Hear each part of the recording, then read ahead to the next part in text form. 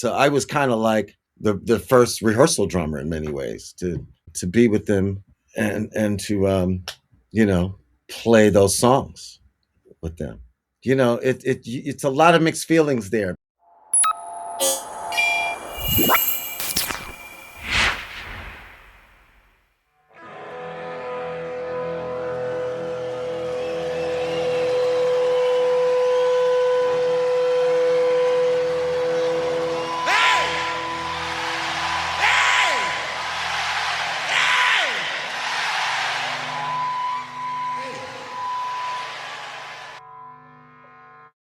Welcome back to Foos Files, the podcast for fans of the Foo Fighters. Happy New Year to you all. It's great to be back for 2026. Hope you all had a really good Christmas break. And yeah, it's time to get going now for what's hopefully going to be a really big year for the Foo Fighters with the tour and anything else that they want to throw at us. I'm sure there'll be plenty of surprises along the way. And to kick things off for the podcast this year, we've got a real treat because our guest is none other than Omar Hakim. If you've ever looked at his CV, it's basically a who's who of music legends. Bowie, Madonna, Kate Bush, Sting, Dire Straits, Daft Punk. You can just keep reeling off those massive, massive names. But he's also very good friends with the Foo Fighters. He played percussion, of course, on the Medicine at Midnight album.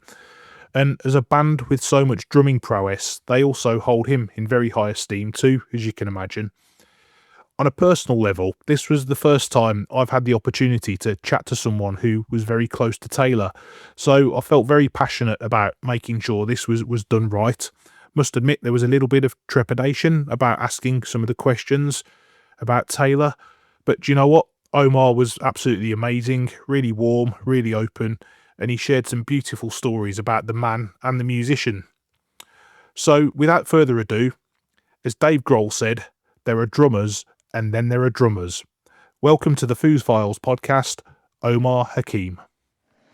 All of the drummers that are here tonight stand in awe of this man who's with us. Would everybody please give a huge round of applause for Mr. Omar Hakim on the drums tonight.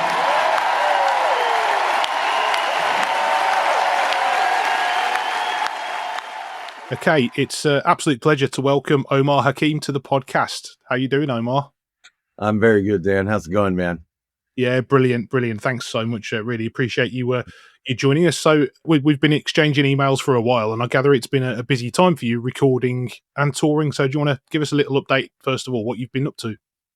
Oh, okay. Well, a few things. I produced a really lovely jazz trio record for my wife, Rachel Z, who's a wonderful pianist, who was the keyboard player for Peter Gabriel for many years. And so we've been out kind of touring in support of her album. Myself, a lovely bass player named Jonathan Toscano, and myself. We've been primarily in Europe. It's been a lot of fun. And what's fun about the project for me is it's kind of like revisiting my jazz roots, because like I said, it is an acoustic jazz record. And so it's like revisiting the things that I did as a kid. You know, I started playing jazz with my dad when I was 10 years old professionally, right?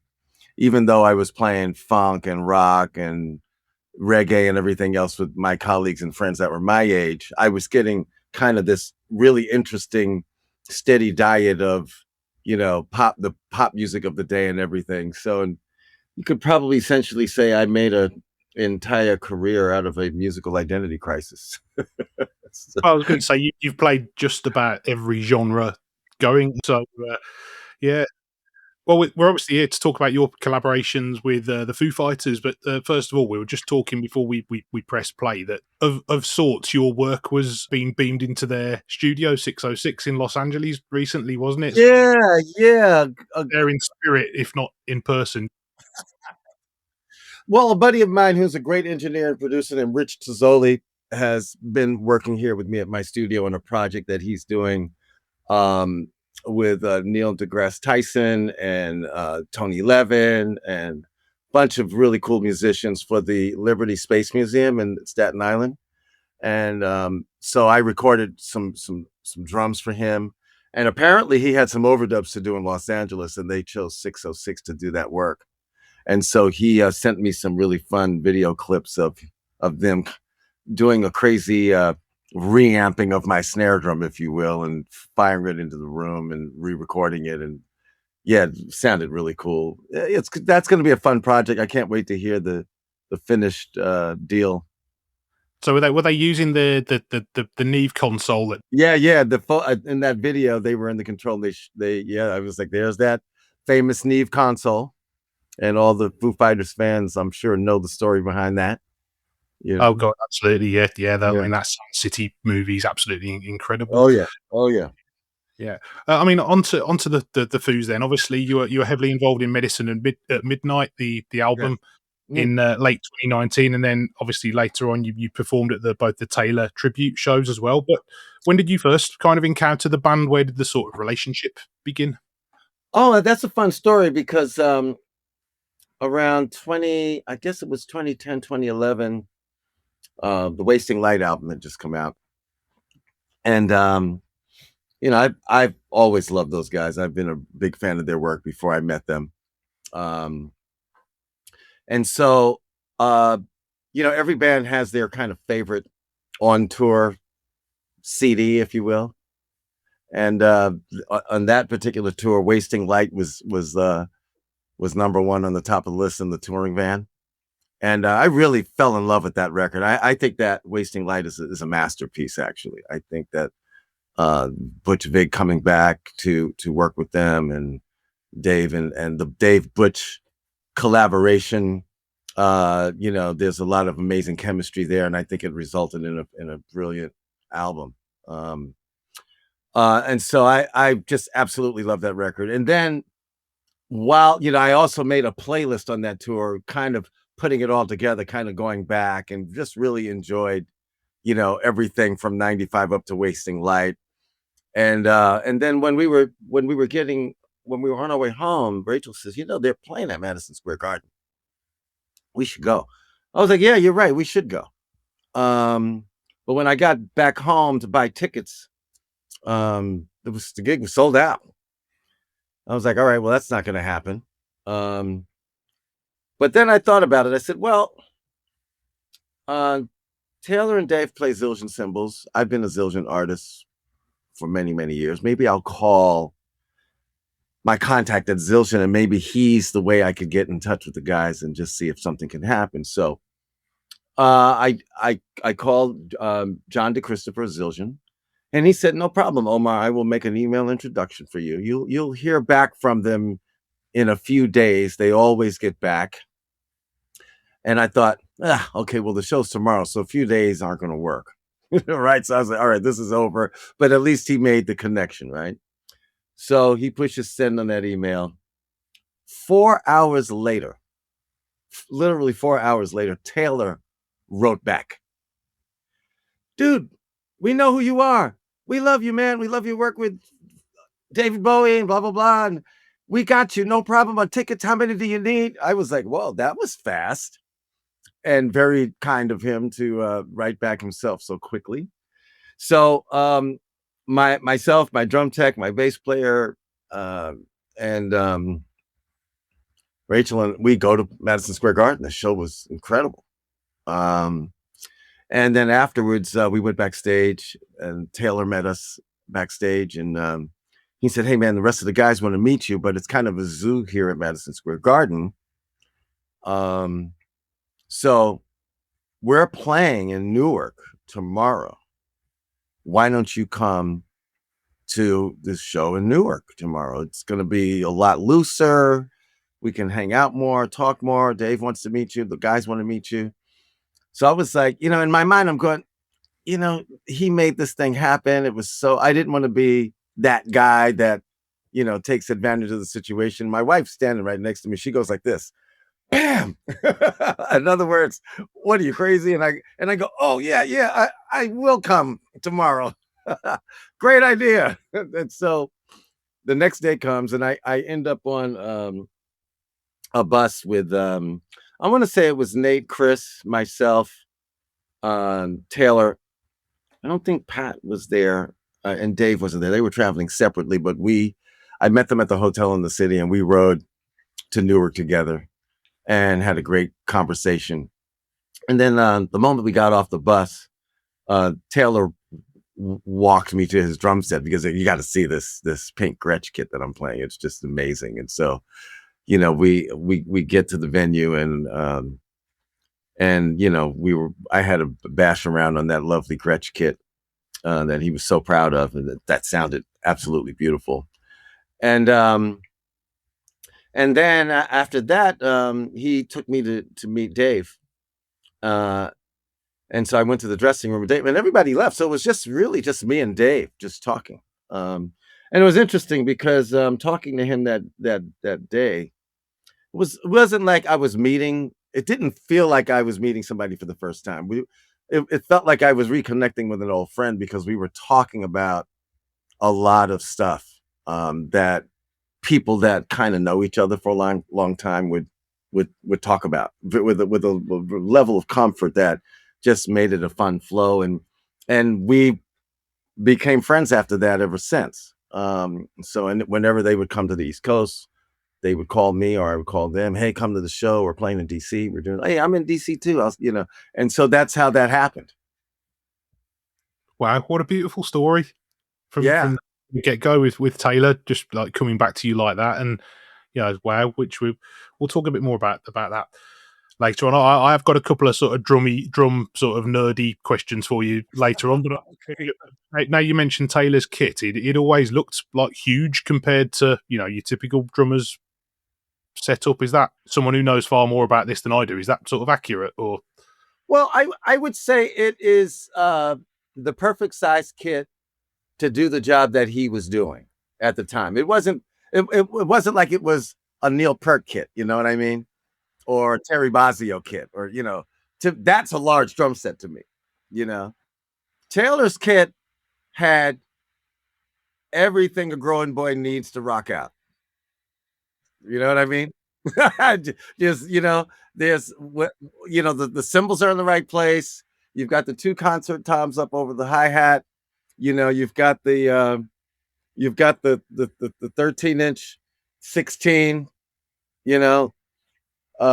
18 toms. I don't think he was using a 24. I think he was using a 22 that day. Tuned to perfection and just sounding amazing. And I really like that. He had a Gretsch bell brass snare on the kit that day too. That sounded good. And Zildjian cymbals.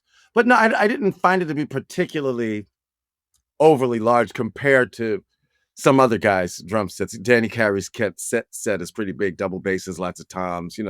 There's a lot of guys who have a much bigger kit, but this kit is sweet, tasty sounding, and everything you need to make it happen. Awesome. So how did you come about to play on Medicine at Midnight? How did you just get a call to say we're doing this album? Yeah, like I said, Dave and I were always talking. At a certain point, I was in communication with him even more than I was with Taylor, and he said, "Well, why don't you come out and play percussion?"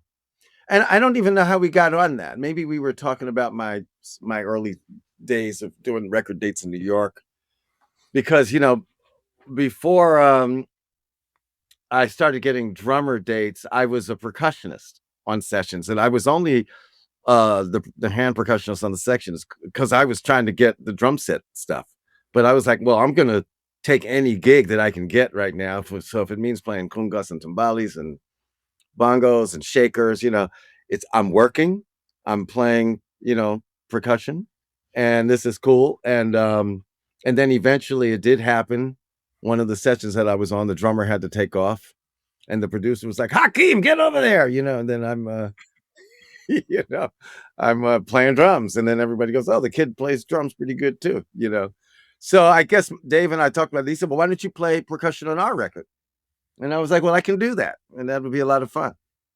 And so I flew out to LA, to the Valley. They had rented a house to do the session, a really cool house.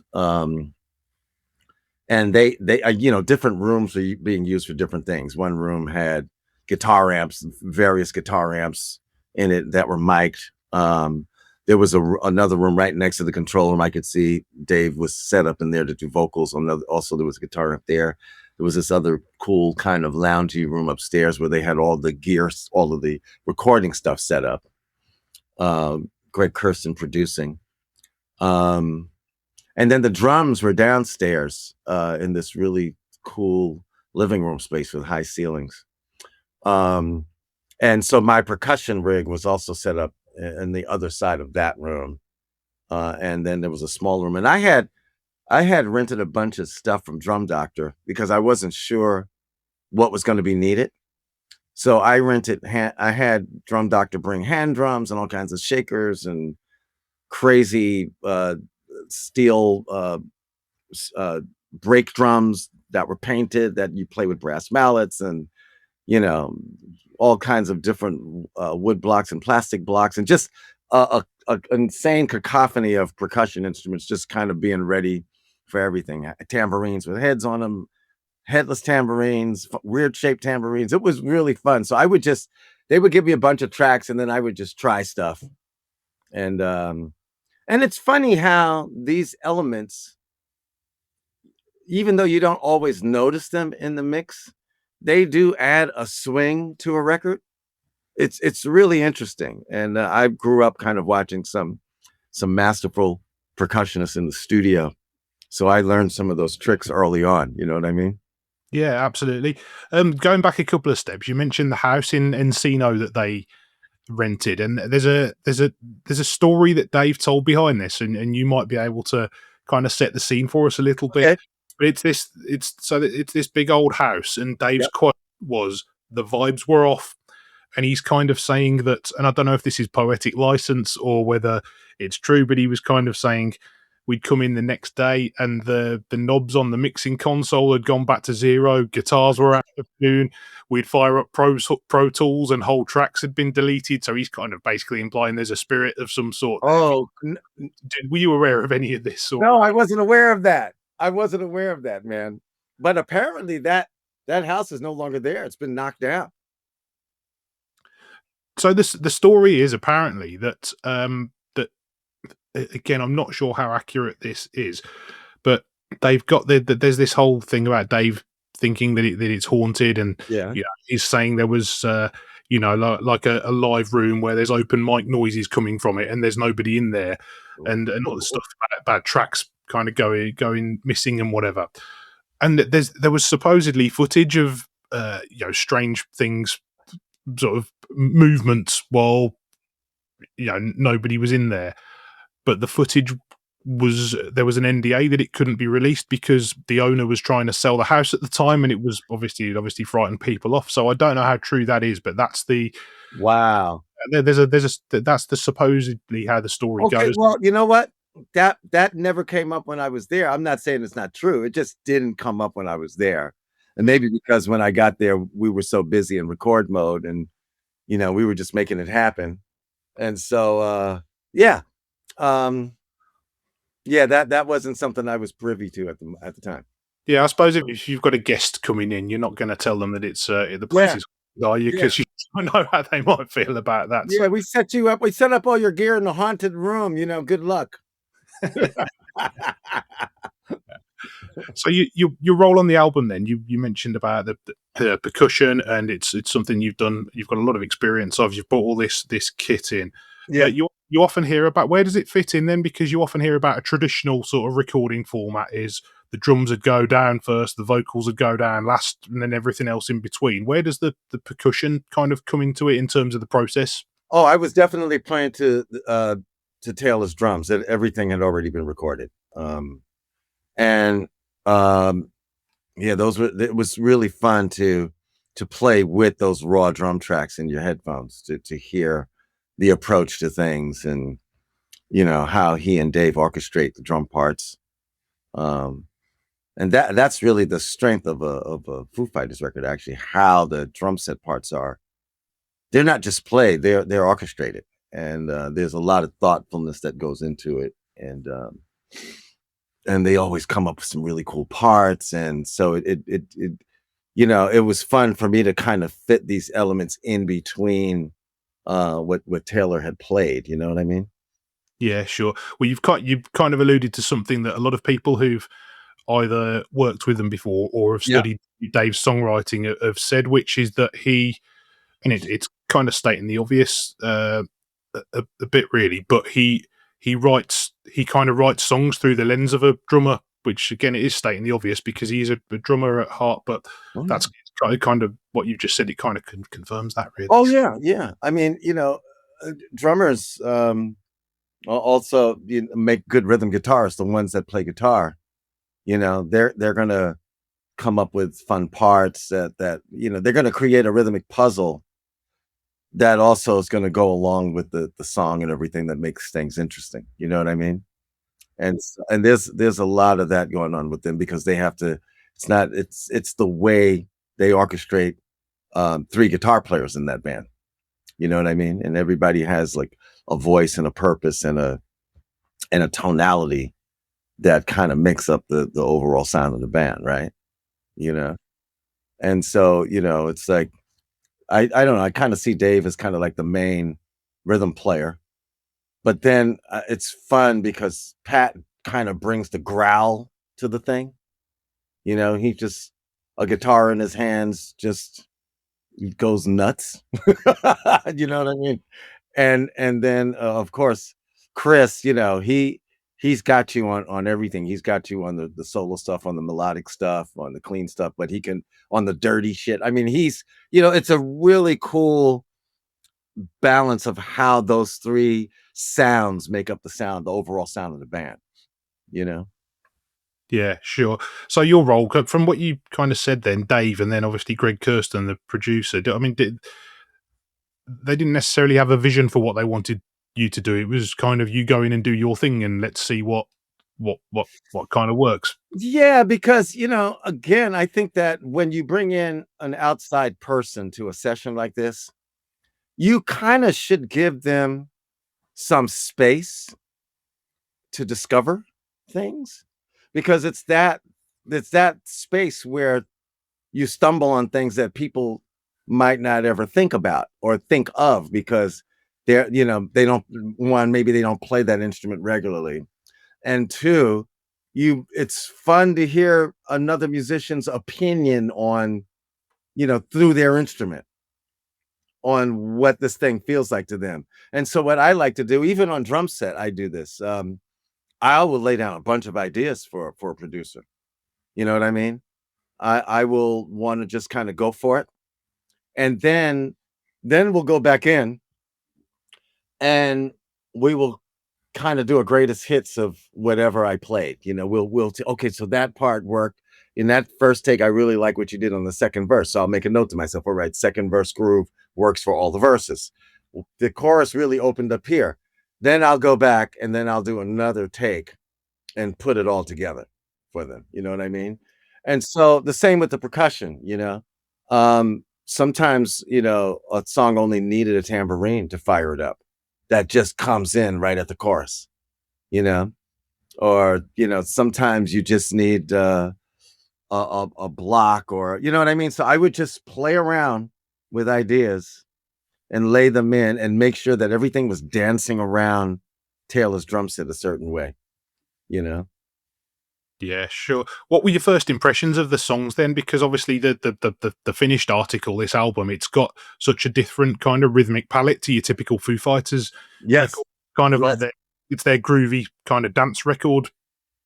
Yeah. I remember them talking about their love of Bowie and kind of paying homage to David, and also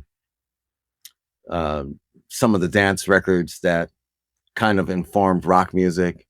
And I think that was the other thing. They asked me a lot about my work with David because I did 2 albums with Bowie, and and I remember talking with them about the Let's Dance album.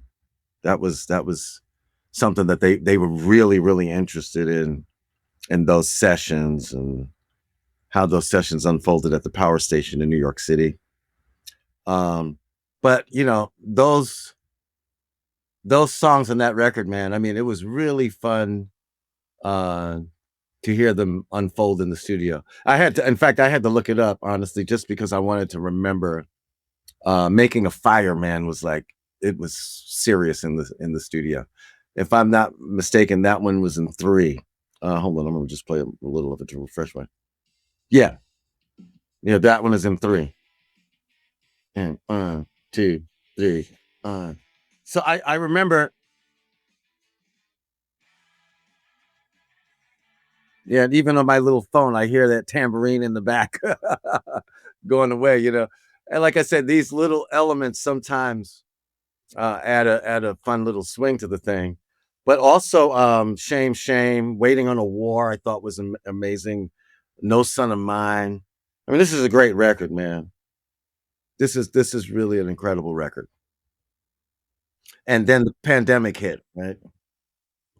Absolutely, yeah. Yeah. You kind of preempted me actually. That I was going to say, are there any specific tracks where you felt like your percussion really helped shape the final sound? I mean, I had 2 that I was going to mention, and Shame Shame was one of them, which you Yeah. kind of just said, because it's so unconventional for a Foo Fighters song, and it's the beats, it's quite minimalist, but at the same time it's given room to breathe, so you can't unhear that beat once you've heard the song a couple of times. It's Yeah. Yeah. No, it to me, I thought it was I thought that record was amazing. I remember talking to Taylor about the making of the record, and at first he was not sure about this approach of like, finding, like, jamming and then finding parts of grooves that really work. Like sometimes inside of a 20-minute jam, you will get a momentum going, and then you realize, like, 12 minutes into the jam, there's this gem of a groove, because after about 10 minutes of jamming, you kind of stop thinking about it, and you're just in a thing. You know what I mean? And so I think this approach for them was slightly different than before, because before they would get into the studio and jam and track everything together, but this one had its kind of moments of construction, of like. And it's funny. So he and I had an interesting talk about that, because basically that's what happened with me and Daft Punk.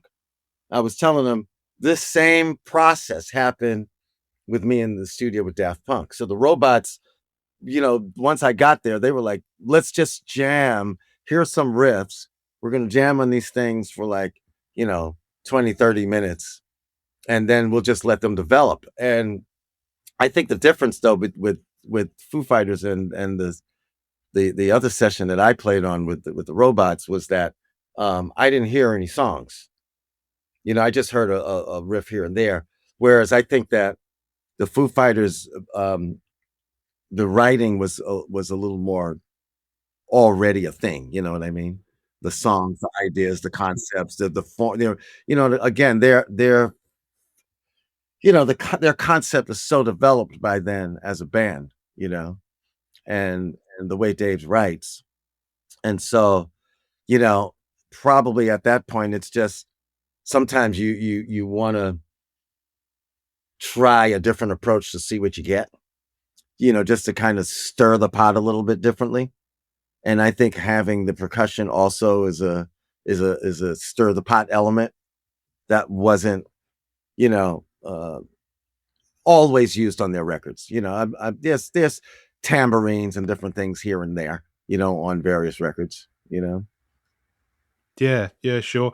It's funny you mentioned the Bowie Let's Dance record, because the title track "Medicine at Midnight" itself, that is ultimate David Bowie homage.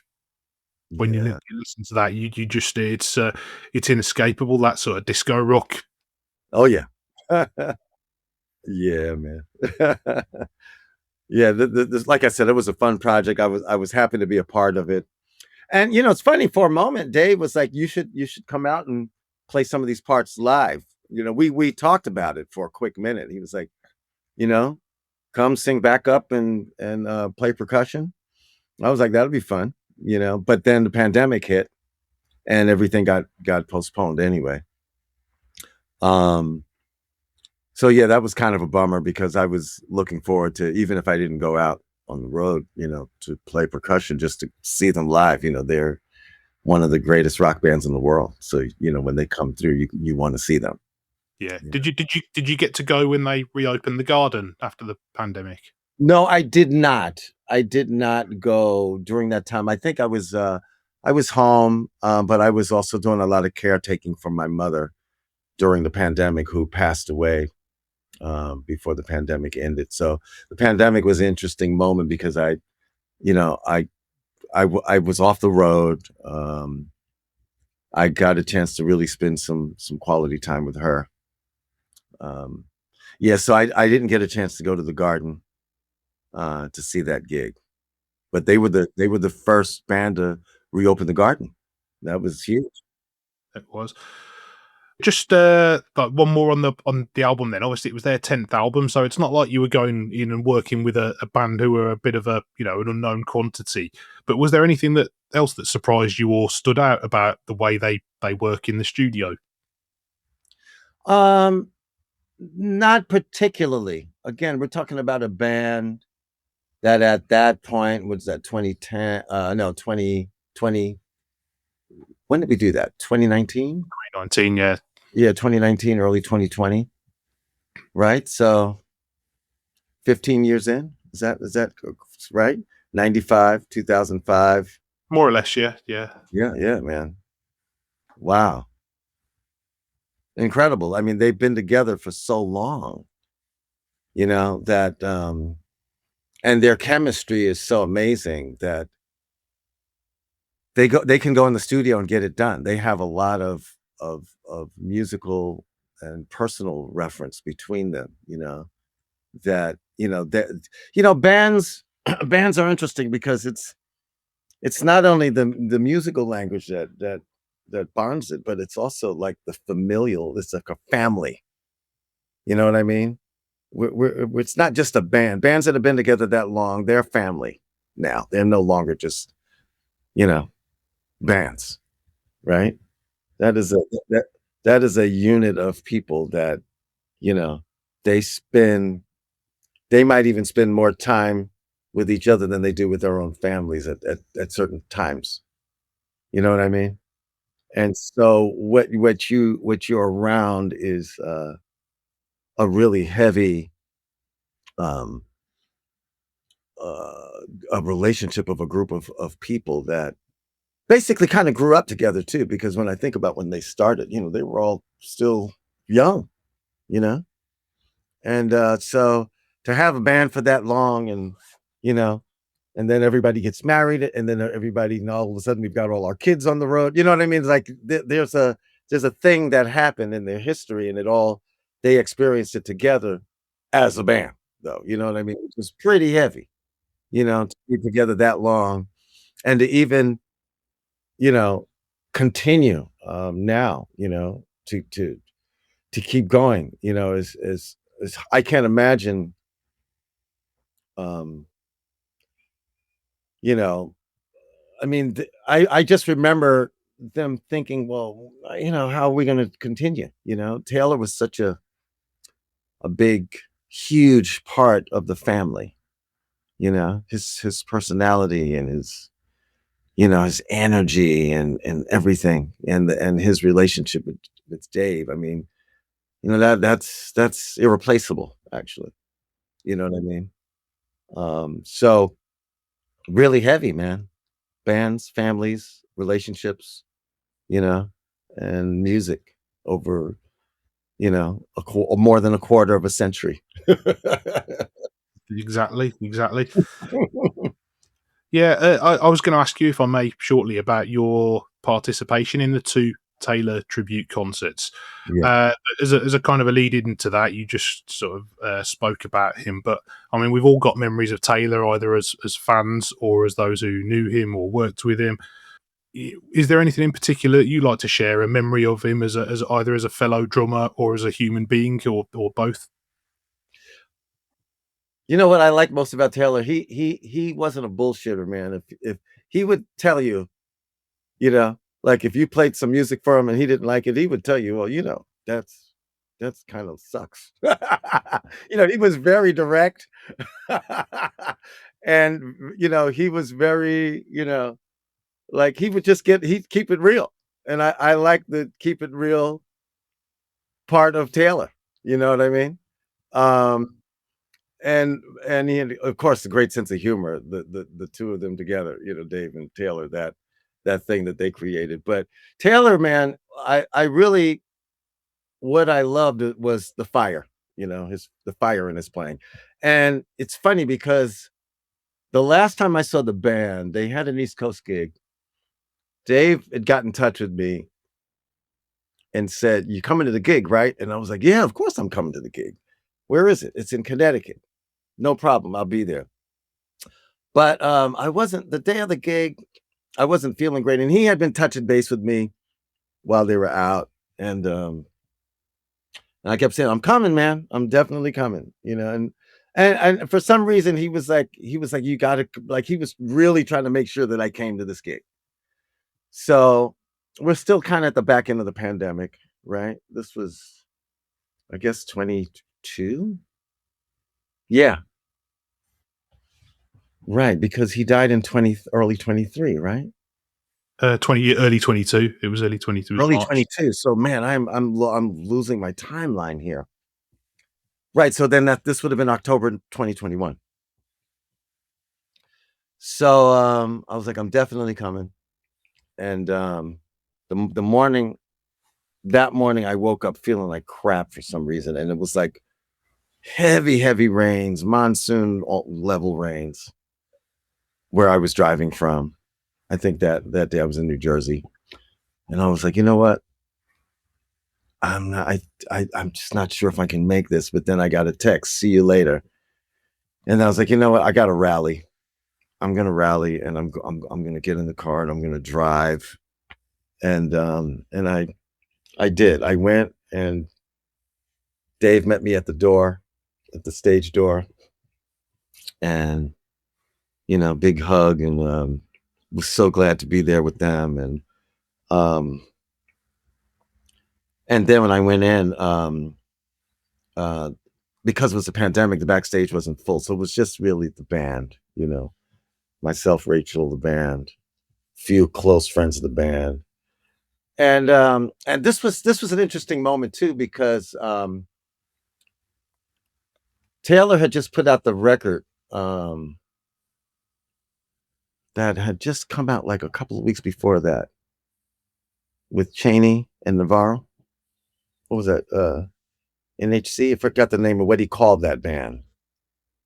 But the record was fantastic, and so I remember saying to him, how much I love that record, and just how great it was. And we had a fun talk about it.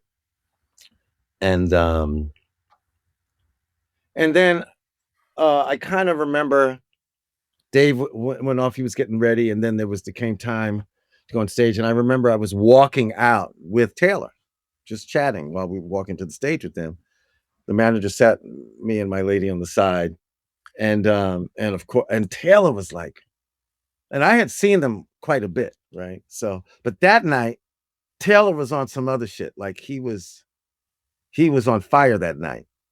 It was an incredible show, and I am so happy that I just rallied and came to this thing.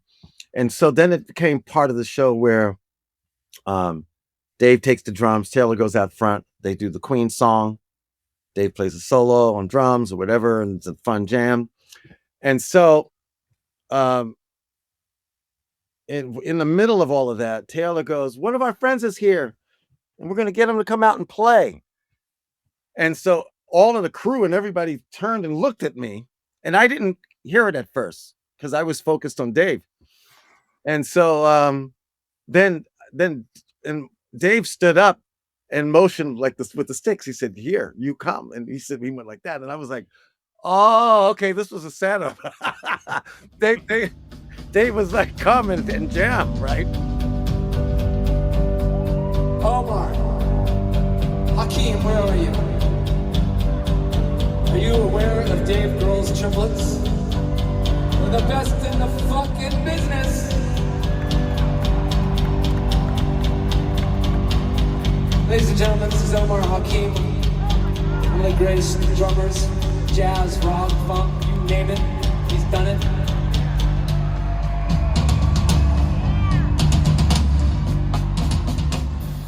So I went up and I jammed with them. And I think that was the first time I had actually jammed with them on stage, right? And it was so much fun, man. And Taylor's egging it on from the front, and Dave is standing behind me. And it was a fun, beautiful moment. But what's crazy, man, honestly, I didn't know that was going to be the last time I saw Taylor live and to see him play. So imagine that. Like, I almost didn't go to that gig. And I almost missed out on that incredible experience. But the spirit, something told me, you need to get your ass in gear and go to this thing. You need to go. You know, you might feel like crap now, but you need to go. And I did it. I got in the car and I drove. It was a difficult drive. You know, the manager was like, we got your parking space for you. Don't worry, it's crowded. But, you know, they made it happen. And it was one of the most beautiful nights. And, you know, a few months later, well, we know what happened. So I was grateful that I was there for that. Sure. I mean, yeah, life has a funny way of telling you sometimes, doesn't it? That you had to be. But thanks for sharing that. That was beautiful. We really appreciate it. Dude, it's heavy, man. It's really heavy. And even when they were in South America, I got a text.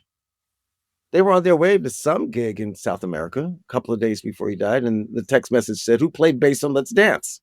And they were kind of taking bets in the van who the bass player was. And I said, "Well, the bass player's Carmine Rojas." And you know, and Dave was like, "Well, we're going to be jamming with Niall. Niall is here, and we're playing on the same day. We're going to try to get Niall to come up and play Let's Dance with us. And we wish you were here too." And I was like, "I wish I was there too. And you guys have a great time, and hug Niall for me." And so we were all. That's what's amazing. We were always in touch, right? Mm. And then, of course, I get the news a few days later, which is completely heartbreaking. Yeah. So. Yeah, sure. The tribute shows at Wembley and then in Los Angeles, I mean, they were both incredibly powerful and emotional events to kind of celebrate Taylor's life. But it was an incredible feat to bring all of those artists together to pull off these massive shows. I mean, so if we could start with Wembley, about your kind of recollections of the day, and also, well, just how you sort of came to be involved. Really, did you get were you invited, or was it one of those things where you kind of put your hand up and went, "I need to"? No. Dave called me, told me about the idea months before, and I said, "Well, you count me in. Anything you need, just say the word. I'm there." So that happened in like September, I guess. Rehearsals were starting in August. So I think we started talking about that in April or May. And he said, "What do you think of this idea?" And I said, "I think it's an incredible idea. I think that it's a beyond incredible celebration." And he told me, I have calls in to a bunch of drummers. And, he said, so it's going to be you, it's going to be Chad, it's going to be Stuart Copeland, it's going to, he just started naming names, and I was like, dude, this is going to be amazing. Whatever you need, say the word. So, and then he asked me if I could come a little earlier than everybody else. And I had a record date in Los Angeles that kind of put me there in late July. So I was kind of in town. And I also had my friends at Pearl Drums. I had ordered a special kit for the tribute. That actually wasn't ready in time. So what they did was they built me another kit which ended up being the kit that I used on the show.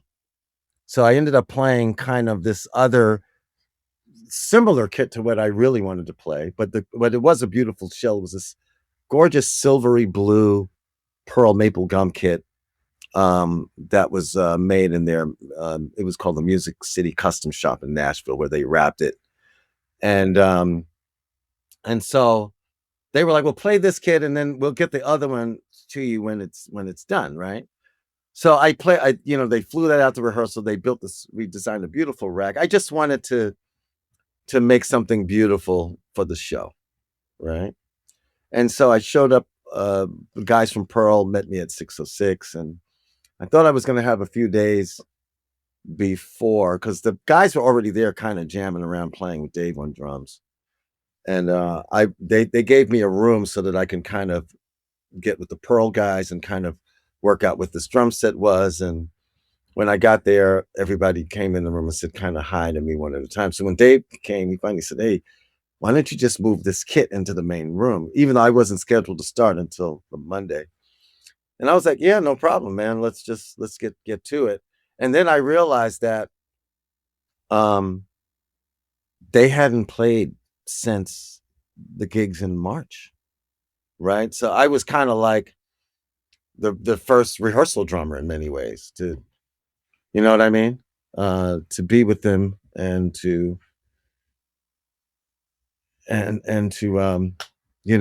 play those songs with them, you know.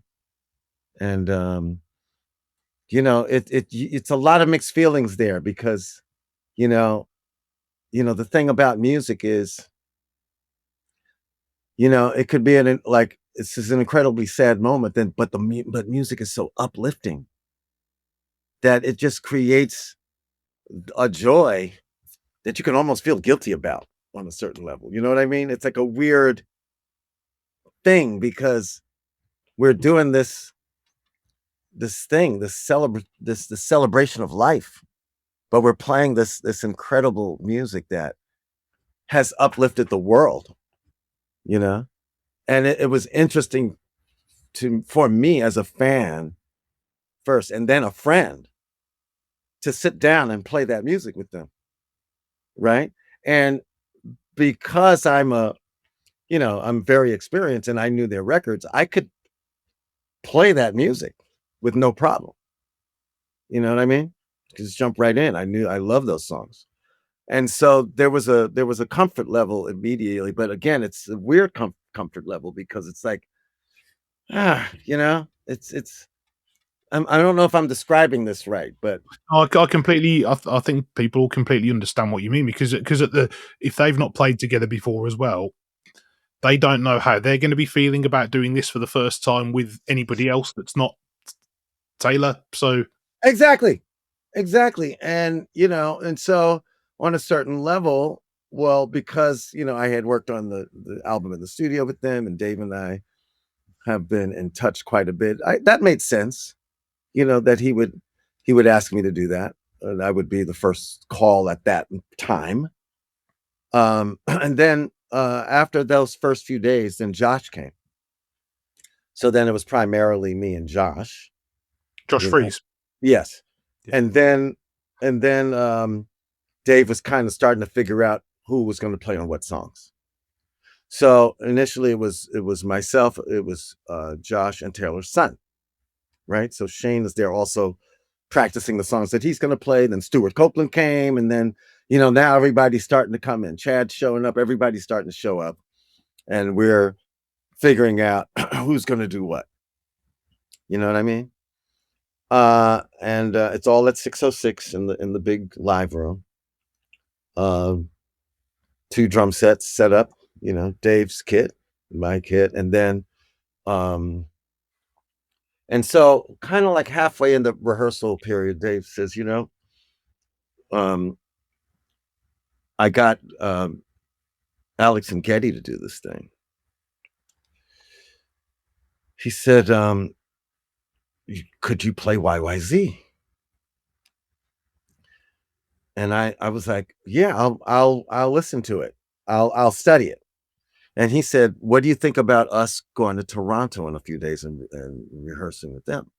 And I said, all right, well, let's do it. So there was a little break. Dave and I hop a plane to Toronto, and we rehearsed it with Alex and Getty, the songs that we're gonna play. And that was interesting too, because again, I had to do a quick study up of YYZ and, learn it and then go and actually play it with those guys. So again, an amazing experience, right? And then we flew back and continued a couple of more days of rehearsal. And then I think right after that, stuff needed to load out to London. Because I think Rocket Cargo was they needed to get all their gear over to London in time to clear customs and do whatever needed to happen. And so right when it was a weird thing, because right when the loadout happened and that drum kit that I wasn't planning on using is on a plane to London, Pearl says, your drums are ready. And so I was like, all right, I'm still in LA. So I told Pearl, listen, just send those drums to LA. And because I've got a week between when all of the backline left and when we have to do the show. And I didn't want my chops to go down, right? So I was like, fine, send the drums to LA. I will set them up and I will just keep practicing. Just because, with the drums, especially when you're playing rock, you're hitting hard. You know what I mean? So I would, even though everybody was pretty much gone, I was there every day practicing on my kit just to keep my chops in my head together and be ready for the music and to play YYZ with the guys and all that good stuff. So we left a week later, for the show. Very interesting. Were there some rehearsals in London as well when you got there? Actually, there were rehearsals in London. You're right. How can I forget? So there were like 2 or 3 days of rehearsal. So that's where Paul McCartney showed up. And so, Chrissy and yeah. Yeah, because you got to do Oh Darling with them, didn't you? Yes. And so, and then of course, Nile, the Let's Dance thing, right? With Chris Chaney on bass and Mr. Homie on vocals. It was, like I said, it's a super bittersweet situation, because on one hand, it's an incredibly sad occasion, but at the same time, the music uplifts and heals everyone simultaneously. You know what I mean? And it was incredible to get to Wembley that day and the place was packed. Right? And it was all day, man. It was all day. It was a long day of music. But it was really beautiful. Yeah. Had you played Wembley before? With Madonna. We did probably like 2 or 3 nights at Wembley with Madonna in the 90s. And other than that, I played the smaller venue because there's the stadium and the arena. Yeah, and I played Wembley Arena a few times with different people as well. But Wembley Stadium is just phenomenal, and to see that amount of people in one place, jamming to music, this is pretty mind blowing. What is it, like 80,000 people or something?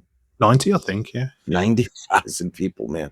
I mean, that was the only other place that I've played that was slightly bigger than that was this huge football stadium in Rio de Janeiro. The Maracana. Yeah, that place was... That's enormous. That's enormous. And that was the same tour with Madonna. She could sell out these places. But it's still pretty mind-blowing to walk on stage and see that ocean of people like that. It's like it's never gets old. No, and it's the history of the place as well. If you think Yeah.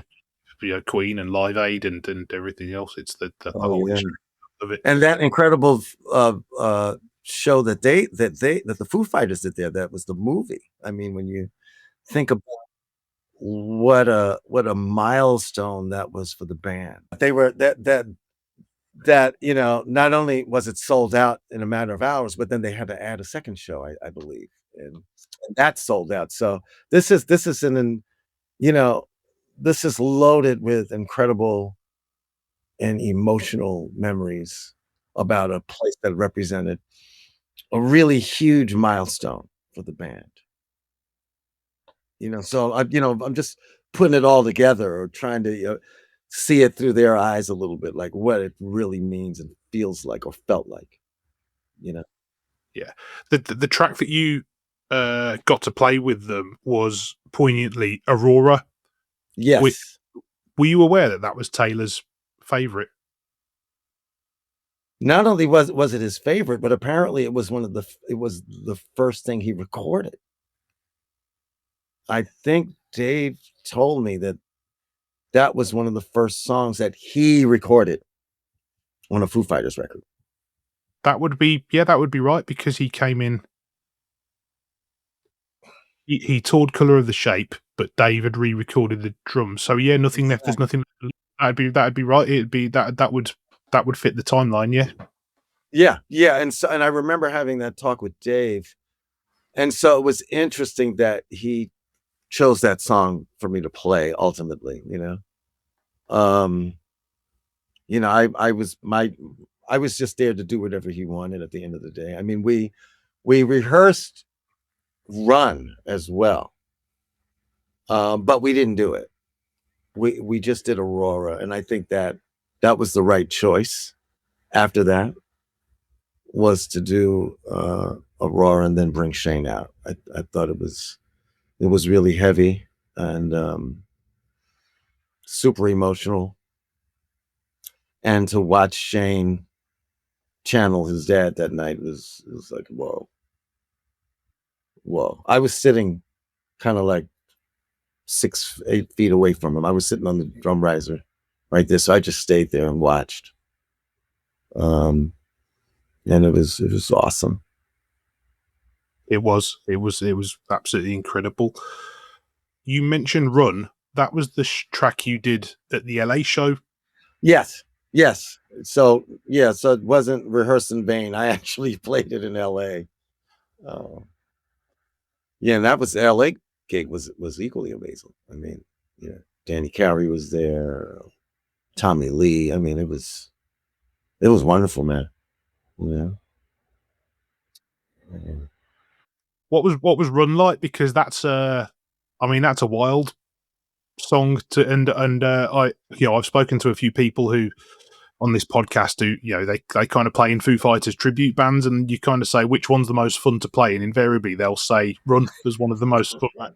Yeah, it's true, because when Dave asked me, well, what song do you want to, or songs would you be interested in playing, and that was definitely at the top of the list, of course, with the classics, right? But then we landed on Aurora and Run for me. And it is fun to play. It's just fantastic. These songs, and every album has this, the songs that just reach into your chest and grab your heart, man. And that's why I think these guys are beloved all over the world. Those songs resonate with people. Not only is it great rock, punk, pop, but it's well done and well written and well produced and crafted with a lot of care, and the work ethic behind the records, and Dave's vocals and the lyric writing. It's all there. It's all there, and that's why we love that music. It's phenomenal music, man. I mean, these guys, they made history with some great, memorable stuff, man. Yeah. Absolutely. Well, Omar, it's been absolutely incredible to chat to you, and thanks for sharing all your stories about the Foos. Just before you go, I mean, do you want to tell us what, anything you want to kind of point us in the direction of that you've got coming up in 2026? Well, I a couple of years ago, I started writing some songs. I hadn't sat down long enough to just sit in my studio and have fun, and I had just got some guitars from a company called D'Angelico. I was played a NAMM show, and one of my buddies, this great guitarist named Kurt Rosenwinkel, who's a D'Angelico artist, he says, well, you want to play at the booth? The guys at D'Angelico want to know, how much would you charge to play at the convention booth? And I said, well, you tell those guys their money's no good here. I want guitars. so they sent me these really two beautiful guitars. So when I got home, I started writing some songs at the end of 2022 just for fun. I sat down one night and little by little recorded some riffs and then I decided to call it Sonic Boom Squad just for fun. I didn't want to put my name on it. I just wanted to put it out and let it be a vibe and see if people dug it. And so I've started doing like Sonic Boom Squad gigs in New York just for fun. And I think that, and then I started putting out a single here and there, digital singles under that name, Sonic Boom Squad. So I'm starting to get gig offers now for that. So that's fun. And it's like, we're going to go out and I think we've got some gigs coming up in Europe in February. I just signed with an agency. So, I'll be out there with SBS having fun. And it's kind of like a funky rock kind of vibe, like, I'm that age where I grew up with Sly and the Family Stone and, the Beatles, of course, another band from the South here in the United States called Mother's Finest. I love Grand Funk Railroad. Of course, I love the Beatles. I love the Jimi Hendrix Experience. I can name a bunch of bands. I think I already said Sly and the Family Stone, perhaps. So I was kind of like revisiting my love for like the kind of funky rock vibe when I made that record. And so that's what it is. It's revisiting my childhood fun stuff, And when I was a kid, I studied violin and played guitar since I was like around 10. So this was fun to kind of dust the guitars off. Well, they weren't dusty. I just got them from D'Angelico. So, I could, really enjoy making this record with them, So, yeah, that's what I did. Great stuff. So Sonic Boom Squad, is it on, where can we find it? It's in all the usual places. It's Spotify, it's Apple Music. It's, the last single I put out, I want to say, it's called To Be With You. It's me playing drums and guitar and doing all the vocals. It's Vernon Reid from Living Color doing the guitar solo. But the record, when you hear it, it's really mostly me having fun in the studio. Drums, guitars, keyboards, all the vocals. I didn't play bass though. I got my good dear friend from childhood, Jerry Brooks, to play bass on the record. Jerry's an awesome bass player. Played with D'Angelo, played with so many people. So there's another single called You and Me. Like there's about a half dozen digital singles out there under that name, and I'm gonna resume putting stuff out next year. Maybe even package it all into a vinyl or a CD package and get it up on the web for those collectors that like vinyl. Brilliant. Well, we'll look out for that, and best of luck. And again, thank you so much for your time. It's been incredible to speak to you. So thanks, man. Thanks for having me again.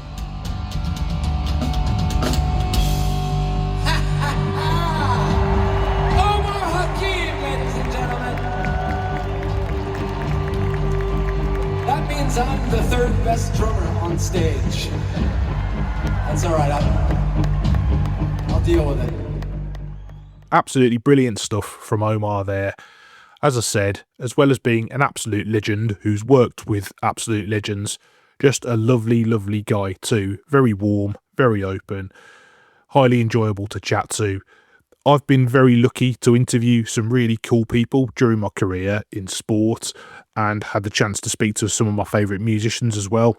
But I've got to say, that was an absolute career highlight. So thank you once again, Omar. That's it for this week. Obviously, the band are readying themselves to get back on stage over the next couple of weeks, so we'll be keeping an eye out for that. In the meantime, if you're enjoying Foos Files, don't forget to hit the follow or subscribe button on your favourite podcast app to ensure you get the latest episodes. Thanks for listening once again, take care, and I'll see you next week.